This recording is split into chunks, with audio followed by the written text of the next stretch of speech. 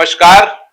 मैं doctor OP Mishra the संकेत live से आज मैं अपनी बात शुरू करूं और भ्रष्टाचार पर चर्चा करूं उससे पहले मुझे फिल्म वक्त का एक मशहूर डायलॉग याद आ रहा है, जिसमें फिल्म का नायक राजकुमार अपने पूर्व बॉस को इंगित करते हुए कहता है, चनाय सेठ, जिनके अपने घर शीशे के हों वो दूसरों पर पत्थर नहीं फेंका करते।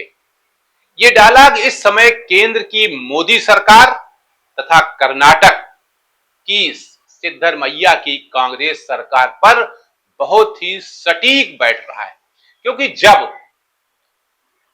भाजपा कर्नाटक के मुख्यमंत्री सिद्धरमैया पर भ्रष्टाचार के कारण दर्ज हुई एफआईआर के चलते इस्तीफे की मांग करती है, तो जवाब में कांग्रेस ने केंद्रीय मंत्री निर्मला सीतारमण तथा जेपी नड्डा के साथ कर्नाटक भाजपा के तत्कालीन अध्यक्ष और वर्तमान अध्यक्ष से भी इस्तीफे की मांग करती है। वैसे यह अब अलग बात है कि कर्नाटक हाई कोर्ट ने वित्त मंत्री निर्मला सीतारमण सहित अन्य के खिलाफ जांच पर रोक लगा दी है, लेकिन इससे उसकी शिद्दत पर कोई असर नहीं पड़ने वाला, क्योंकि आम आदमी समझ चुका है कि भाजपा का चाल, चरित्र और चेहरा अब पार्टी विद डिफरेंस वाला नहीं रहा।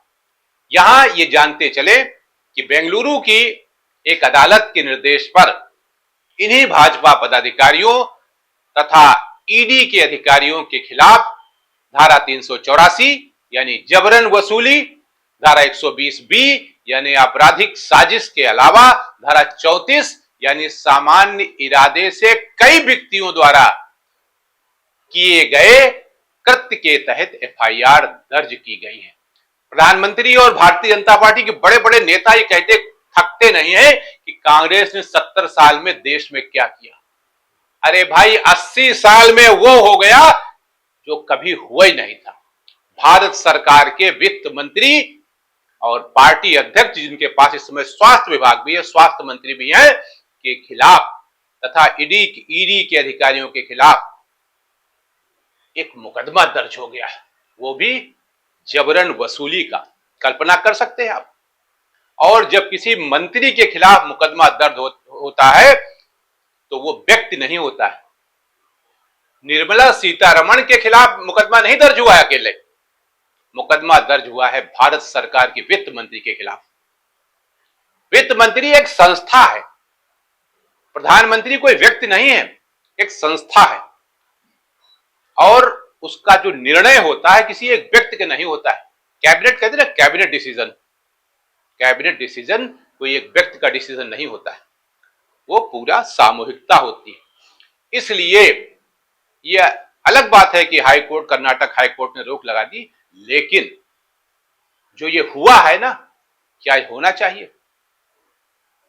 अब समझ बात ये नहीं आ रही है। एक तरफ तो निर्मला सीतारमण लोकसभा के चुनाव के समय कह रही थी कि मेरे पास पैसा नहीं है, मैं चुनाव कैसे लड़ूं। उनसे जब ये पूछा गया था कि आप लोकसभा के चुनाव नहीं लड़ रही, तो उन्होंने कहा था मेरे पास पैसा नहीं है। तो या तो निर्मला सीतारमण के पास पैसा अंबार बढ़ा है, तो कोर्ट कह रही है कि भाई आपने तो जबरन वसूली की, और दूसरी तरफ वो कह रही थी कि मेरे पास पैसा नहीं। तो या तो भाई उनको फंसा दिया गया, और या फिर वो जानबूझकर नाटक कर रही थी। यहां यह भी जानना जरूरी है कि यह शिकायत जनाधिकार संघर्ष परिषद के सह अध्यक्ष आदर्श अय्यर ने दर्ज कराई थी। अय्यर ने शिकायत में आरोप लगाया था कि आरोपियों ने चुनावी बांड की आड़ में जबरन वसूली कर 8,000 करोड़ का लाभ उठाया। छोटी मोटी रकम नहीं, 8,000 करोड़। इतना ही नहीं, शिकायतकर्ता ने यह भी आरोप लगाया कि निर्मला सीतारमण ने ईडी अधिकारियों की गुप्त सहायता से राज्य तथा राष्ट्रीय स्तर पर दूसरों को फायदा पहुंचाने की गरज से हजारों करोड़ों की वसूली की। यह भी आरोप लगा कि इलेक्टोरल बॉन्ड की आड़ में पूरा जबरन वसूली का रैकेट बीजेपी नेताओं के साथ मिलकर चलाया गया।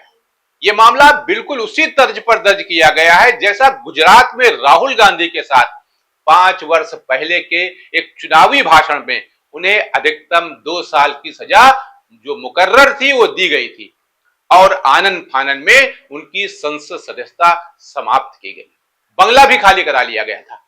वैसे वित्त मंत्री के मामले में अभी न तो सजा हुई है और न ही मुकदमा चला है, लेकिन इस प्रकरण में इतना तो साफ हो गया है कि भ्रष्टाचार के मामले में भाजपा भी दूध की धुली नहीं है। यानी राजनीति के हम्माम में सभी नंगे हैं। अरे भाई, जब सभी नंगे हैं तो फिर एक दूसरे की पगड़ी क्यों उछाल रहे हो? क्यों अपनी कमीज को उसकी कमीज से साफ बता रहे हो? क्यों नहीं कहते हो कि हम भी भ्रष्ट हैं और वो भी भ्रष्ट है? क्या जरूरत है पार्टी विद डिफरेंस की बात करने की? फिर क्यों चीखते चिल्लाते हो जब विपक्ष वॉशिंग मशीन की बात करता है? तभी तो मैंने कहा कि फिल्म वक्त का डायलॉग, जिनके अपने घर शीशे के हो दूसरों पर पत्थर नहीं फेंकते, आज भी समसामयिक है। क्या यही है ना खाऊंगा ना खाने दूंगा? क्या यही है वो जुमला, भ्रष्टाचारियों का पैसा आम आदमियों में बांट दूंगा? भाइयों बहनों, मेरा मंत्र है, न खाता हूं न खाने दूंगा। क्या यही वो प्रमुख कारण है जिनके चलते दवा कंपनियां नकली दवा बना रही? क्योंकि कंपनियों ने राजनीतिक दलों को चंदा दिया है, चंदा वसूला गया है, जबरन वसूला गया है, जेल का डर दिखाकर पैसा लिया गया है और इसमें सबसे ज्यादा पैसा लिया है सत्तारूढ़ दल भाजपा ने। उस भाजपा ने जिनके प्रधानमंत्री ने कहा था, न खाऊंगा न खाने दूंगा, मैं लुटेरों को चैन से बैठने नहीं दूंगा, लूटा गया पैसा गरीबों में बांटूंगा और मुझे क्या, मैं तो फकीर हूं, झोला उठाकर चला जाऊंगा। वाह भाई वाह, क्या गजब की सोच थी, क्या गलत गजब के भाषण थे आपके। लेकिन असलियत में क्या है? असलियत में यह है कि भारत सरकार की वित्त मंत्री और पार्टी अध्यक्ष समेत ईडी के कई अधिकारियों के खिलाफ कर्नाटक की एक अदालत में मुकदमा दर्ज कर दिया गया है। आज के लिए इतना ही। नमस्कार।